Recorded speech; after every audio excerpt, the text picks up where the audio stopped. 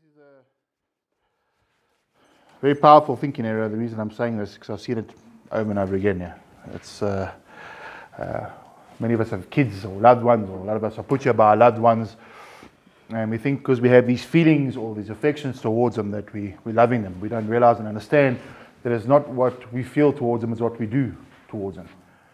One of the biggest revelations I got was years ago, and I've mentioned it many times. I'm glad the classes, people keep changing, you know. But I remember the first day I got it, Denal 101, sitting on a cement block on the other farm, and thinking about how much I love my children, my little boys. Yes, I love them so much.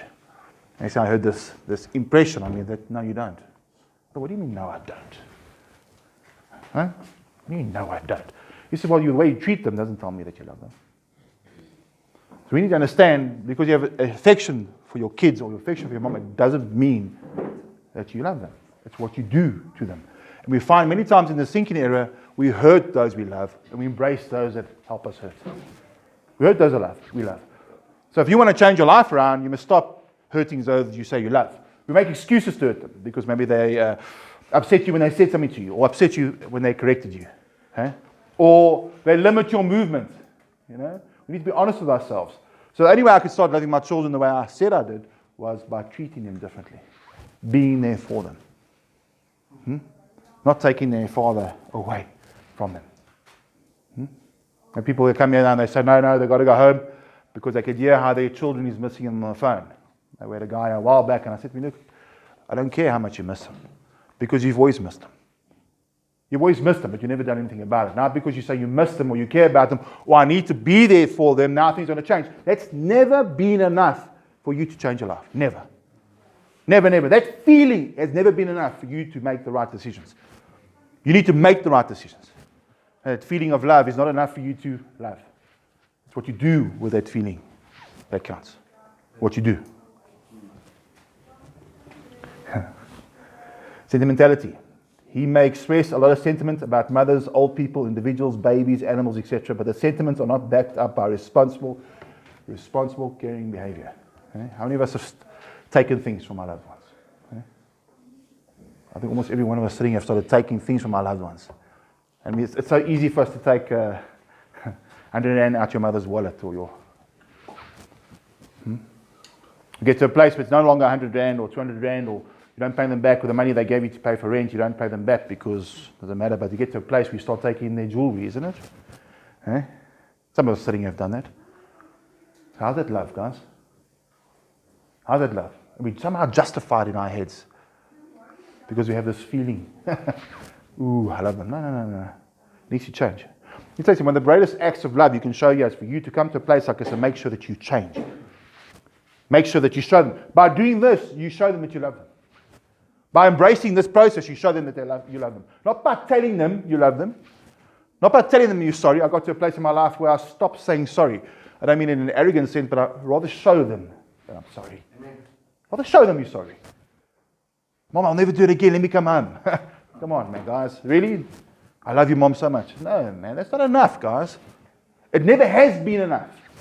You didn't have those caring feelings only when you got here. They've always been there. They've always been there. And it still got you into a place like this. This place is not a bad place at all. It's a very good place if you embrace it. Embrace the process. Show people that you're sorry. Show people you say you love that you love them. By changing, because the biggest thing we take away from our loved ones is us. We disconnect from those we love. We can't show them we love them. It's difficult for us to show them. I love you, but then you guys for 48 hours disappear for the whole weekend. Hello? Huh? But I love you. I'm so sorry, I won't do it again. Huh? None of you have done that, I think I've told the story, but I'll tell it again. About 6-7 years ago, I was supposed to take my children to creche.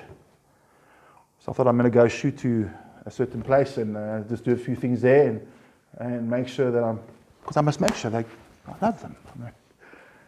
You think I pitched? No, I didn't pitch. Got in the afternoon.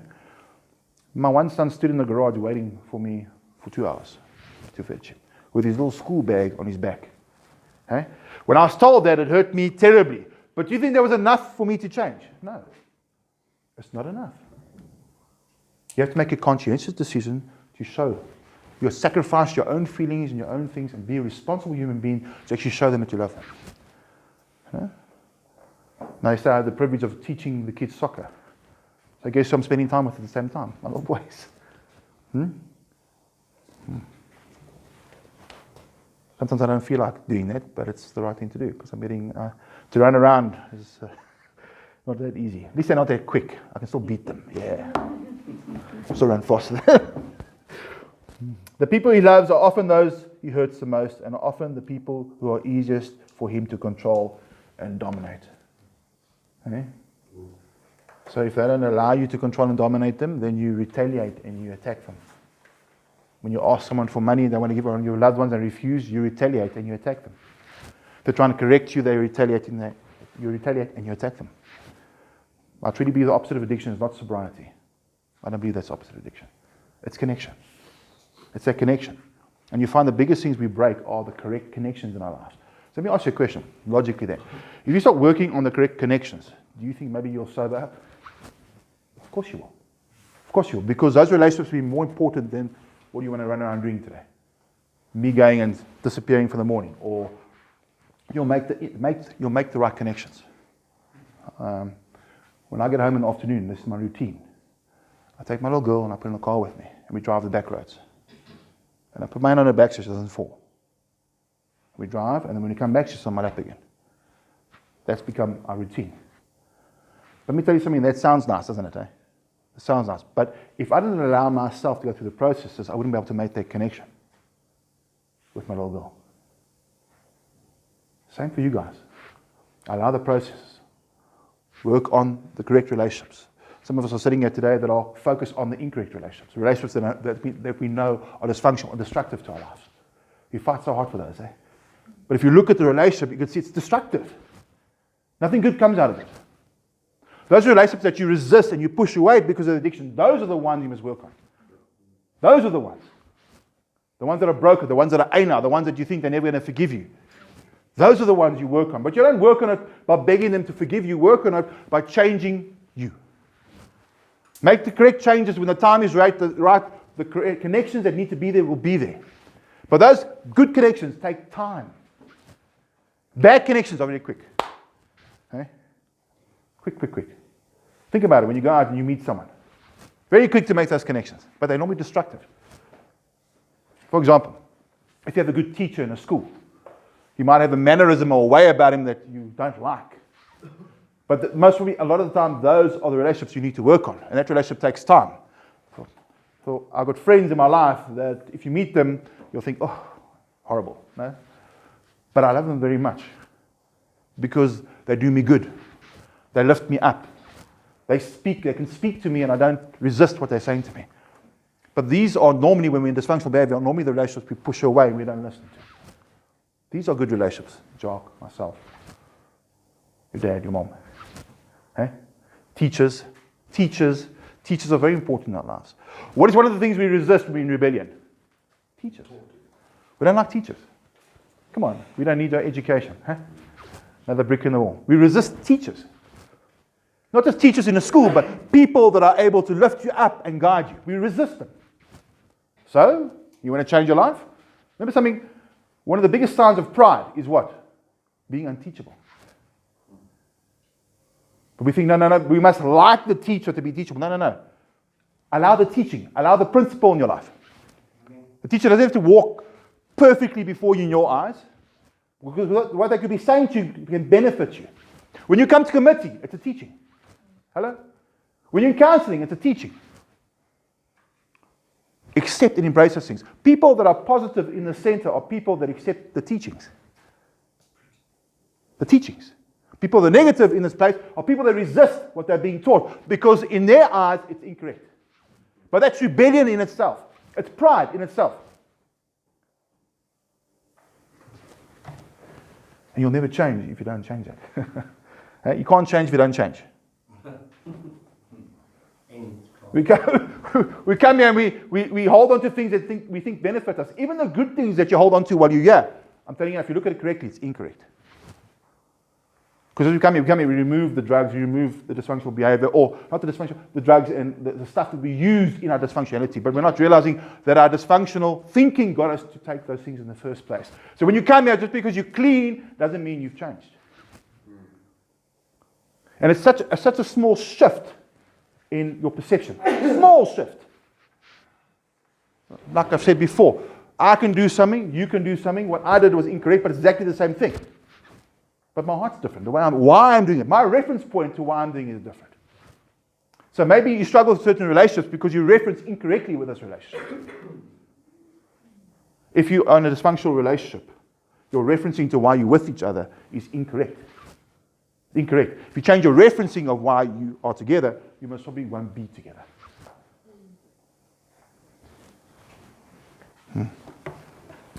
Corrective. Learn to integrate sentiments by isolating, fragmenting them. Practice enduring. Oh, that's a contradiction. Fragmenting. No. The other separate. Take it apart. Take it apart. Practice enduring care for others. Hey? It's a weird statement. Practice enduring care for others. Because what we do, we don't treat our loved ones the way we should treat them when we believe or feel that they're not treating us correctly. How about changing that? Ever seen the movie Fireproof? Who hasn't seen the movie Fireproof? The reason I'm asking, I'm going to tell you how much detail I must give you. Okay, Fireproof is a movie based on the Dare, Love Dare. And what was happening in the movie, very good movie, must try and get it for you guys. Ladies, have you seen it? No. It's organized for you guys, eh? Fireproof. Anyway, this couple's married, and the husband has a porn issue, okay? But he's also a chief fireman. And the wife obviously notices that the husband is looking at other things other than her, so it affects her relationship. And while she's there at the doctor's rooms, obviously a doctor, they started having affection for one another. So obviously the relationship was very strained, and he goes to see his parents one day, and he tells his parents that he's going to leave her. And the father asked him this one favor. He says, before you leave, just do this thing. It's a love dare. So every day you have to do something, like make a coffee or do flowers, and it goes on and on and on. So he first starts doing it, and he makes a coffee for the first time. She throws the coffee out. I mean, she walks away, so he throws the coffee out. Gives her flowers, she throws the flowers in the bin. You know what I mean? And he's like freaking out, like, what's going on here? And he goes to his dad, he says, doesn't matter how much I try, doesn't matter how much I do, she doesn't want to accept what I'm doing. And in that moment, his father walked and stood next to a cross. I think it was the 5th or 6th day. He says, there's a cross. He says, really? So it doesn't matter how much you do, she doesn't want to accept. And the penny drops, and he realizes I'm the same. It doesn't matter how much he has done for me, I refuse his love. So what happens? His perception changed in that moment. So he continued with the love there, in spite of the way she was not receiving it. So guess who started changing? He started changing. See, he wasn't dependent on how she treated him, because he's changed as a person. His thinking has changed. And what happens towards the end, obviously, the whole thing, obviously it works out, but I won't give you all that detail because you guys must watch it. But he gets to a place where she says to him, how long have you been doing this thing for? And he says to her, I'm on day 48. That's only 40 days. She said, but what? Because his life changed. This is the thing here. Caring for people, in spite of what you think they might be doing for you, it changes you as a person. And the next thing says, serve others. Serve others. To become a servant in heart. That's what changes you. Didn't the Bible say that? It says it's not the first place people. It's those who serve others that will come first. Eh? But it's such a difficult concept to grasp, especially if your head's in the wrong place. Because how does this work? Jesus sacrificed his life. He sacrificed his life. Me, if I want to be a good father and a good husband, what do I do? Sacrifice my life. Do you know that? Sacrifice your life. It's not about you and how you feel. I promise you now, the passion in your life will change. Your purpose will change. You'll have purpose. We're not about ourselves. We're about others. Now the Bible says this. It says, he who wins souls is wise. Not your accumulation of wealth. I'm not saying you can't be successful, because you can be successful because of pride and arrogance and you want to show off your success. And sometimes you can be successful if you have the right perception because it benefits others. Didn't the Bible say it? Blessed to be a blessing, not blessed to be blessed. Okay? Blessed, brother. No. You're blessed for a reason. And if you function the right way, if you serve others and telling you like everything you want to realize in life, any success you want to realize in life will happen because us as recovering addicts don't want to serve. We serve ourselves. Isn't it? We consume. Have you ever seen an apple tree eat its own fruits? Anybody ever seen that before? Anybody seen a fruit tree or have you ever seen it before? Anybody? Are you sure? So why do we always consume our own fruits? It makes us rotten. Other people eat your fruits. So ask yourself today, despite your sentimentality and who you say you love, what fruit are you giving the people around you? What fruit do you produce while in this place, in a protected environment? What fruit? Would you like to eat your own fruit? Ask yourself a question today. We should love people and use things. I like that. We should love people and use things, not use people. Not love things. That's what we do, isn't it? To get our way. We're not, okay, we'll phone this person, we'll go visit this person. We use people. No. We must use things, not people. The day you stop using people, is the day you start changing. Amen. Start using the things that are available to you to help other people. Never use people and love things. Sometimes people get things turned around in their thinking. Colossians 3:12-14 says, put on therefore, as a elect of God, holy and beloved, bowels of mercy, kindness, humbleness of mind, meekness, long-suffering, forbearing one another. You know that practicing, forgiving one another, practicing these things makes you grow. Makes you grow as a person. You find many of us here today are stunted in our growth. We're tall, we adults, we have beards, we look the part, but we're kids inside. You know, denial 101 is this. If you want to know if you're in denial, if you're not being responsible. If you're not being responsible, you're in denial. You have the ability to respond. Every one of us here have the ability to respond to whatever's going on around us. But we don't. We tomorrow. No. If any man have a quarrel against any, even as Christ forgave you, so also do you. And above all things put on love and its bond of perfectness. You understand? You cannot be, many of us are perfectionists, right? But you understand your perfectionism is not based in love. It's not based in love. That's why you're never going to get it right. You cannot keep doing something if it's not based in love. So it doesn't matter how perfect you think it should be. No, guys, not like this. You won't be able to keep that up for more longer than a few days or a couple of weeks until it caves in. Where is excellence? I like the word excellence more. Excellence is a better word than perfectionism. You guys agree, ladies? It is. You know, you cannot be a man of excellence or woman of excellence if you don't have love in your heart. Joseph was a man of excellence because he loved the people, didn't he? He sacrificed himself. His brothers sold him to slavery. They wanted to kill him. Then he was a servant in Potiphar's house. He did so well in Potiphar's house that he had the keys for everything. He was in charge of the house. Got accused of rape, which he didn't do. But he still loved people.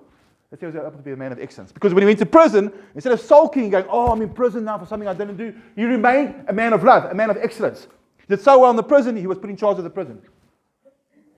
Then the guys don't remember him, and he stayed in prison longer, but he should remember he interpreted dreams. And they said, please remember when you stand before Pharaoh that what I did for you. They left. 2 years later, I still remember, until Pharaoh had a dream. But he remained a man of excellence. If he didn't remain a man of excellence, he wouldn't have become then, when he got kicked out of the prison, interpreted Pharaoh's dream. Pharaoh put him in charge of everything. Everything. The only thing Pharaoh was great at was his face. So he was like praise, like worship. But he was the prime minister of Egypt, and then prime minister of all the land. Because he remained a man of excellence. It was about other people, not about himself and his insecurities and what people have done for him. That's what he is. So if you want to do the same, be a man of excellence, other people. Other people. It's not rejection issues. It's not like, I can't say no to this man for coffee. No. If you say no to someone because you are greedy, that's different. If you say no to someone because you know you're enabling them, that's love, isn't it? Yes. Some of you guys come to me and say, I don't know how to say no. Okay, why do you want to say no? I want to say no because I know what they're doing is incorrect. Well, then say no because you're helping them. Duh. Isn't it? Our families enable us many years of our life. So if there's no rent or no car money or no nothing, they tend to help us, isn't it? But we know that the reason we don't have that moolah is because we were spending it on the incorrect things. We are irresponsible. So when they say no, we get upset. Oh, how can you say no? I'm your son. They say no because they love you. Allow them to say no. Because they say no because they love you. If you don't allow them to say no to you, do you love them? If you don't allow someone to say no to you, are you displaying love to those that you say you love? Comes okay for people to say no to you. This is not talking about cheap, superficial love. The fruit of the Spirit is love. Galatians 5:22-23 tells us, so many gifts in prison do not want a genuine relationship. They would more than likely be frightened off by genuine relationships. That is because they have this problem of insincerity. Sometimes we're doing something because we want something. How about getting in a place doing something just because it's who you are? Hey? Like be kind to someone, and that person doesn't receive your kindness, and you retaliate because they're being rude to you now. You were just kind. Then you're not being kind for the right reason. You be kind, you be gentle, you be loving because it's who you are. Not because you're trying to become that person, it's who you are. You decide today, and I said over and over, you decide today who you are. They can only turn on the love language in a letter or only for a couple of hours on the visiting yard. I love this one saying the one day. It says, if you've been married for a couple of years, wake up one morning and not feel married. Doesn't mean you're not married. But that's what we do. That's why there's so much breaking up and hurt, because when we don't feel it, we don't do it.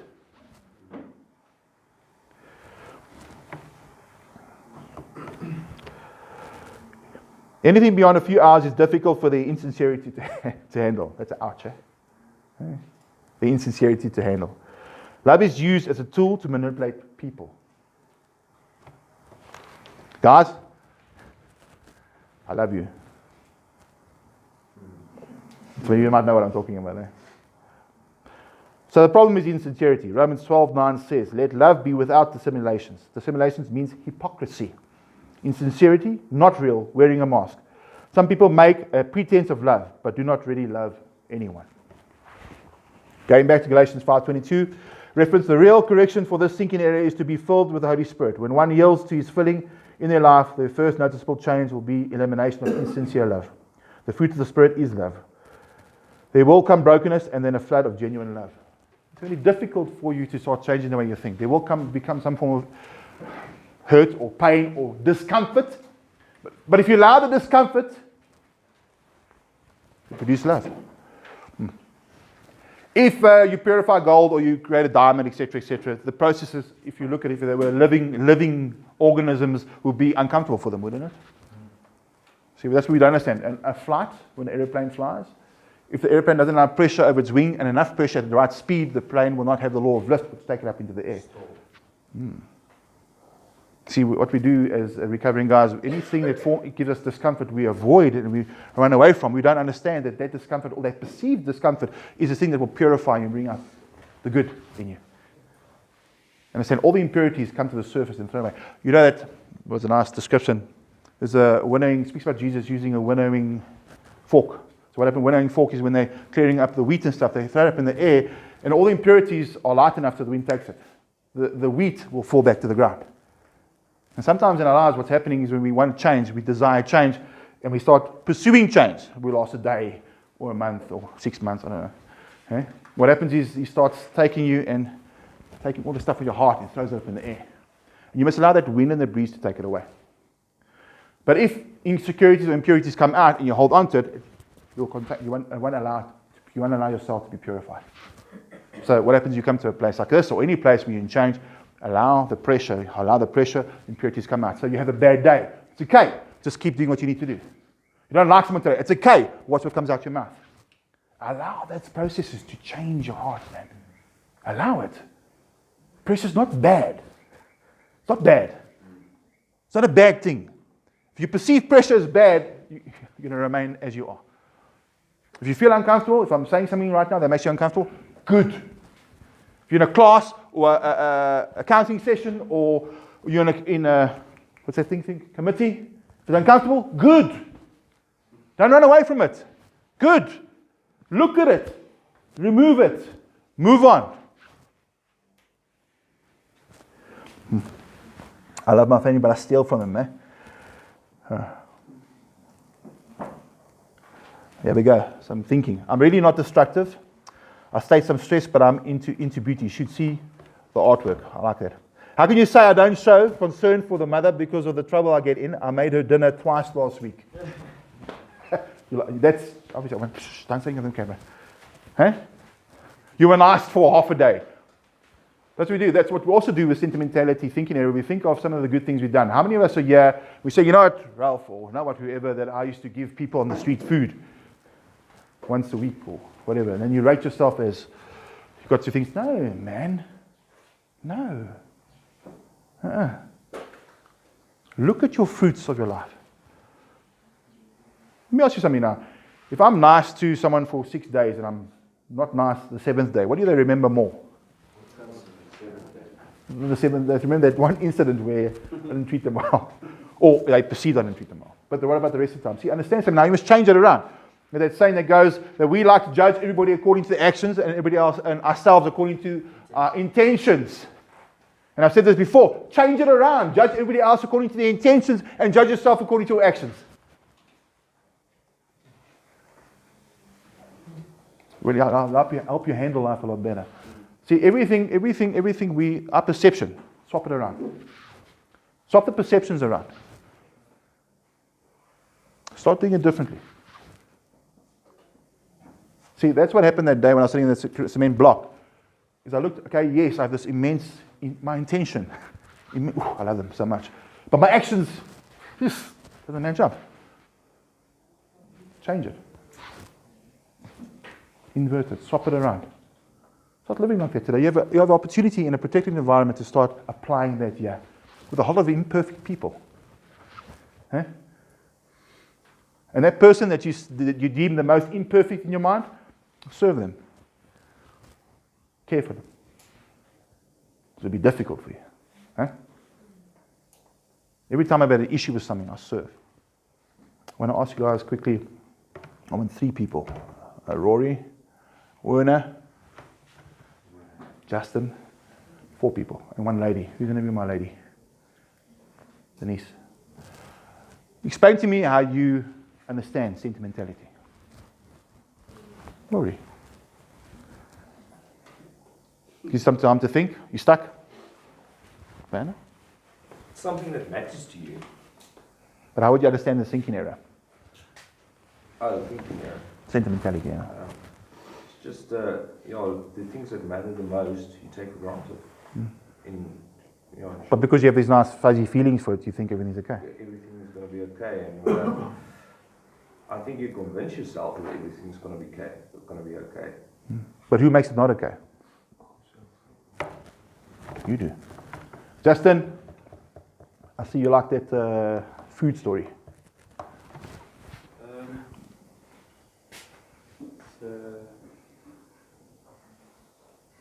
Thinking everything's okay because you do a few little good things, but you don't actually see the hurt that we put in their eyes when we take action. So, because we care and love for them, we think they care and love us back and don't hurt.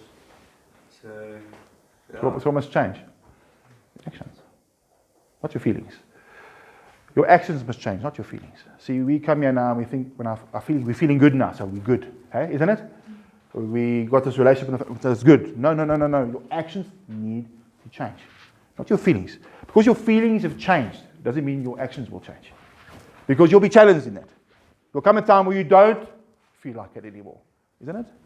You don't feel like doing these things anymore. At that moment, that's your opportunity to change.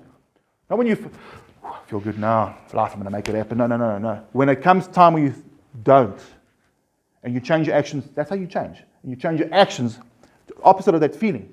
Those are the times when you start changing and making inroads to your change in life. You start changing when you don't feel like being here anymore, and you do. You start changing when you have an incident with one of the guys here, and you respond differently to it. That's when you change. When you're speaking on the phone, and someone says on the phone that irritates you. Have you ever had those incidents when they say something, you get like upset? No? If you respond, that's when you change. When you go on your weekend, you don't try and leave. That's when you change. Guys, it's normal to go on a weekend or see someone you love and think, oh, you know what? Denise, how do you see sentimentality? I see it as you put so much sentimental in something wrong about. So you need to change your how you perceive the good things and the bad things. No, just change perspective. You're here to change your perception of things, not your feelings on things. Remember that. The reason we are in the predicament we are in because we are led by these feelings. Doesn't mean feelings aren't good. But the way we process our feelings is what makes us in the position. Evander, please. I have a question. Sure. Let's say, If I can answer that. the way I see sentimentality is, let's say your grandmother died and you have photo albums and now you're sentimental about the photo albums. Let me show you something there now. Let's say you have a grandchild or a son one day and they get hold of those albums and they destroy them. Yeah, that would break. That upset you, wouldn't it? Yeah. But understand something, that's not going to help because my both sets of kids have got hold of one of my books. And I had a Garfield book that my brother gave me in 1983. So my daughter got hold of it. Now, if I allow that sentimentality to affect me badly, I wouldn't be showing the great love towards my daughter. And I say having sentimental worth to things doesn't always count. I used to have a photo many, many years ago of an ex. And I went to Neisner and I had to, after this course I did, I had to destroy the photo to let go of it. Woo, was it hard. But I tell you, when I did do it, when I went beyond that, I was set free. I was free from that. I was free from that dysfunctional relationship. But if I held on to all that stuff, I'll never be free. You can't take any of it with you. None of it with you. Yeah. Remember, only souls. I can tell you an example of sentimentality. Please do. You're gangster drug kingpin. You're cutting people's fingers and bashing people's kneecaps in because you want their money. And then you're going home and you're bringing your wife flowers. Yeah. And kissing the children on the And at the end of the day, you could end up getting arrested and go to jail for most of your life. Now what? See? But anyway, sentimentality, guys. Make sure that those that you say you love, show them you love them. You also don't stop telling them you love them. Please add in showing that you love them with the I love you. With I love you. Every morning my son says, Daddy, I love you. Isn't it? So? Yeah, start showing people. Stop telling people. Kenny, what did you do wrong? Someone asked a question. If you have a child, as a child you don't get to think or make decisions, and the truth is not that really much revealed to you. But as you grow up, you look up to this person, you look up to as a role model. And as time goes, and then you start now being a teenager, going to be an adult, you start seeing a bit of the truth. And you start seeing, okay, it's not being said to you, but you start seeing certain things that you know. And then it comes to a point where you are an adult, and now you're experiencing encounters where now you are getting the truth more than often. Then it starts changing your perception about that person. What happens from there? And it's all your choice, eh? It's all your choice. Understand something now? I'll use this example. You grow up, the traffic officer pulls your dad over, pulls your dad over, pulls your dad over. As you get older, the traffic officer also pulls you over. Just because you feel a certain way about the traffic officer doesn't take away that they're a traffic officer. So you don't honor those people in authority because of who they are. You honor their position. So if you look to that person, people don't have to be perfect. You decide how you honor that person in your life. Your dad remains your dad. The teacher remains the teacher. So if you want to start rebelling against a thing, it's detrimental to you. Understand? And make sure that you walk in truth. Because the very thing that you're looking at there, you could start doing yourself, the thing that you see. The truth, as you would say. So as long as you walk in truth, that's all that counts. You walk in truth. Because if you walk in truth, there's a saying that goes that sometimes you're the only Bible that somebody will ever read. So if you walk in truth, you're walking in truth, and you can actually change that person that you're seeing the truth about. But if you're always trying to correct them and control them and change them, it's not going to help. I think the crux of the matter is this. Look at yourself and make sure that you respond correctly. The more you respond correctly, the better it is for others. The more you respond incorrectly, the worse it is for others. That's what happens in our lives. Everything that happens to us, we respond incorrectly. We hurt all those people around us.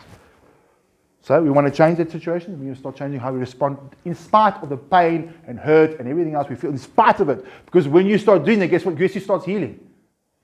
You do. So we try so hard to fix that, not realizing if we start working on this first, we will start producing healing in our own lives. When we start producing healing in our own lives, we bring healing to others.